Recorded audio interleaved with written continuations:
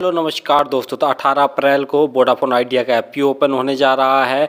FPO का मतलब हो गया कि जैसे जो कंपनियां शेयर मार्केट में लिस्टेड नहीं होती हैं तो आईपीओ लाती हैं, और जो कंपनियां शेयर मार्केट में लिस्टेड होती हैं और फिर भी पैसा जुटाना चाहती हैं तो वो एफपीओ लाती हैं। तो वोडाफोन आइडिया जैसा जानते ही हैं कि शेयर मार्केट में लिस्टेड है, तो जिसके कारण ये कंपनी एफपीओ ला रही है। तो देखेंगे हम कंपनी के काम के बारे में, उसके बाद देखेंगे आईपीओ डिटेल, कंपनी के फाइनेंशियल कैसे हैं, ग्रे मार्केट में कैसी डिमांड चल रही है, और अंत में बताएंगे अपना व्यू कि इस आईपीओ में अप्लाई करना है या इसको अवॉइड करना है। तो सबसे पहले देख ले रहे हम कंपनी के काम के बारे में। तो जैसा जानते ही होंगे कि वोडाफोन आइडिया एक telecommunication services provider company है जो कि 2G 3G और 4G जैसी सर्विसेज इंडिया में प्रोवाइड करवाती है।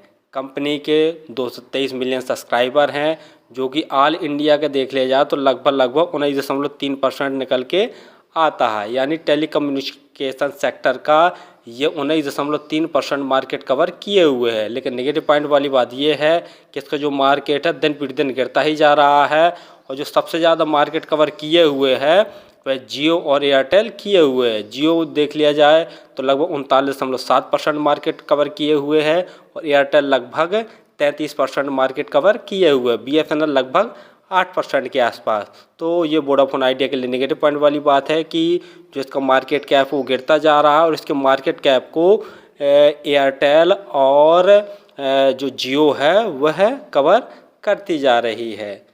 कंपनी का काम तो जानते ही होंगे कि ये वॉइस, डाटा और वैल्यू एडेड सर्विसेज प्रोवाइड करवाती हैं। चलिए अब देख ले रहे हम आईपीओ की डिटेल के बारे में। आईपीओ 18 अप्रैल को ओपन होने जा रहा है और 22 अप्रैल तक ये ओपन रहेगा। प्राइस बॉन्ड देखे ले रहे हैं तो 10 रुपये से 11 रुपये परचेस का प्राइस बॉन्ड रखा गया, और जब भी हम आईपीओ एसएमई आईपीओ अप्लाई करते हैं तो हायर प्राइस बॉन्ड पर ही अप्लाई करते हैं, अर्थात आपको 11 रुपये प्राइस बॉन्ड भर कर ही इस आईपीओ को अप्लाई करना। लॉट साइज देखते हैं तो 1298 शेयरों का एक लॉट है, और टोटल यूज साइज 18,000 करोड़ का रखा गया, जिसके तहत ये पूरी की पूरी फ्रेश यूज शेयर जारी कर रही है। अलॉटमेंट 23 अप्रैल को पता चल जाएगा, और यदि आपका आई प्लॉट नहीं होता है तो 24 अप्रैल तक आपके पैसे रिफंड वापस आपके अकाउंट में आ जाएंगे। लिस्टिंग डेट 25 अप्रैल रखी गई है। रिजर्वेशन में देख ले तो QIB के लिए 50% का रिजर्वेशन रखा गया है, रिटेल बाइयों के लिए 35% का, और जो चेन्नई कैटेगरी में अप्लाई करना चाहते हैं उनके लिए 15% का रिजर्वेशन रखा गया है। रिटेल कैटेगरी में यदि आप एक लॉट अप्लाई करते हैं तो आपको 14,278 रुपये खर्च करने पड़ेंगे, और रिटेल कैटेगरी में मैक्सिमम आप 14 लॉट अप्लाई कर सकते हैं। यदि स्मॉल या चेन्नई कैटेगरी में अप्लाई करना चाहते हैं तो मिनिमम आपको 15 लॉट अप्लाई करने पड़ेंगे, जिसके लिए आपको 2,14,170 रुपये खर्च करने पड़ेंगे। और यदि बिग चेन्नई कैटेगरी में अप्लाई करना चाहते हैं तो कम से कम 71 लॉट अप्लाई करने पड़ेंगे, जिसके लिए आपको 10,13,738 रुपये खर्च करने पड़ेंगे। और इनकी प्रमोटर होल्डिंग में देख ले रहे हैं तो आईपीओ आने के पहले जो इनकी प्रमोटर होल्डिंग थी वो 48.75% थी। आईपीओ आने के बाद जो इनकी प्रमोटर होल्डिंग बचेगी वह 36.87% जैसी बचेगी। बाकी फाइनेंशियल देखे ले रहे हैं, लेकिन फाइनेंशियल देखने से पहले आप हमारे चैनल को सब्सक्राइब कर लें, ताकि आपको समय समय पर शेयर मार्केट संबंधी जानकारी, आईपीओ संबंधी जानकारी और एसएमई आईपीओ संबंधी जानकारी मिलती रहे। तो यहाँ पर देख रहे हैं कंपनी के एसेट्स साल दर साल लगातार बढ़ रहे हैं। और रेवेन्यू देखते हैं तो मार्च 2021 में कंपनी का रेवेन्यू 42,126 करोड़ का था, जो ऑल अमाउंट से वो सभी के सभी करोड़ में दिए हुए हैं। उसके बाद मार्च 2022 में इनके रेवेन्यू में गिरावट देखने को मिली। 48,644 करोड़ का टोटल रेवेन्यू कंपनी ने जनरेट किया। मार्च 2023 में फिर से थोड़ा सा ग्रोथ देखने को मिला है। कंपनी ने 42,488 करोड़ का नेट रेवेन्यू जनरेट किया। वहीं दिसंबर 2023 तो 9 महीने के अंदर ही कंपनी ने 32,125 करोड़ का टोटल रेवेन्यू जनरेट कर लिया। यानी रेवेन्यू जैसा देख रहे हैं तो एक फ्लैट जैसा चल रहा है, कोई ग्रोथ विशेष देखने को नहीं मिल पा रही है।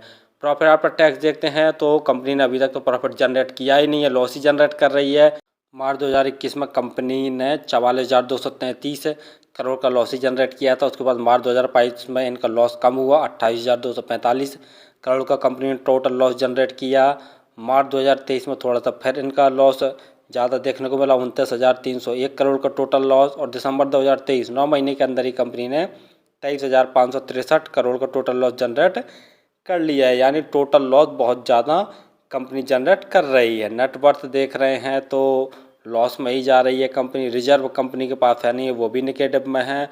और बोरिंग देखते हैं, यानी कंपनी के ऊपर डेप्ट यानी उधारी बहुत ज़्यादा है, जैसा देख रहे हैं 2,03,425 करोड़ की कंपनी के ऊपर टोटल बोरिंग है। और मार्च 2021 में सिर्फ 1,80,310 10 करोड़ की थी, जो कि बढ़कर अब 2,03,425 करोड़ की हो गई है। तो कंपनी को वो उधारी है वो बढ़ती ही जा रही है, जो कि सबसे नेगेटिव पॉइंट वाली बात है। जीएमपी ग्रे मार्केट प्रीमियम देखे ले रहे हैं तो 1.5 रुपये पर शेयर की ग्रे मार्केट में डिमांड निकल के आ रही है और 1298 शेयरों का एक लॉट है। तो 1.5 गुणा 1298 करके देखते हैं तो 1,947 रुपये जैसा प्रॉफिट निकल कर आ रहा है। परसेंटेज वाइज देखा जाए तो लगभग 13% जैसा प्रॉफिट निकल कर आ रहा है और जीएमपी में डिमांड घटती बढ़ती रहती है।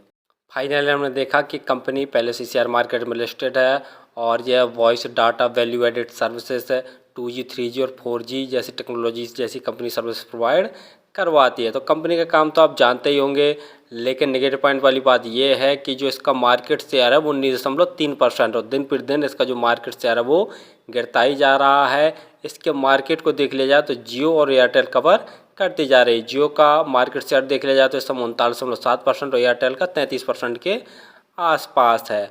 और कंपनी जैसा देख रहे हैं फाइनेंशियल में तो साथ साथ लॉस ही जनरेट कर रही है और कंपनी के ऊपर बोरिंग देख लिया जाए तो बोरिंग पे बहुत ज़्यादा है। तो यदि आप इस आईपीओ को अप्लाई करना चाहते हैं तो लास्ट डे ही अप्लाई करें। दो चीज़ें ज़रूर देखते रहें कि जो ग्रे मार्केट में डिमांड है वो भी लगभग बहुत ज़्यादा कम ना होने पाए और जो इसका प्राइस है, प्राइस जैसा अभी देखे ले रहे हैं तो इसका जो प्राइस 12.90 के आसपास चल रहा है। तो इसका प्राइस लगभग 12 रुपये से नीचे ना आने पाए, यानी 12.50 के आसपास रहे तो ये थोड़ा सा ज़्यादा सेफली रहेगा आईपीओ अप्लाई करने के लिए। और लॉन्ग टर्म के हिसाब से तो मैं फ़िलहाल यही कहूँगा कि ना ही अप्लाई करें तो सही है। यदि प्रॉफिट गेन के लिए करना चाहते हैं तो लास्ट डे ही अप्लाई करें, वो भी सब्सक्रिप्शन देख कर। यदि सब्सक्रिप्शन दमदार मिल रहा है तो ये आईपीओ में अप्लाई करें। फिर भी किसी आईपीओ एसएमई आईपीओ में अप्लाई करें तो स्वयं का एनालिसिस करके और स्वयं के रिस्क पर ही किया करें। धन्यवाद।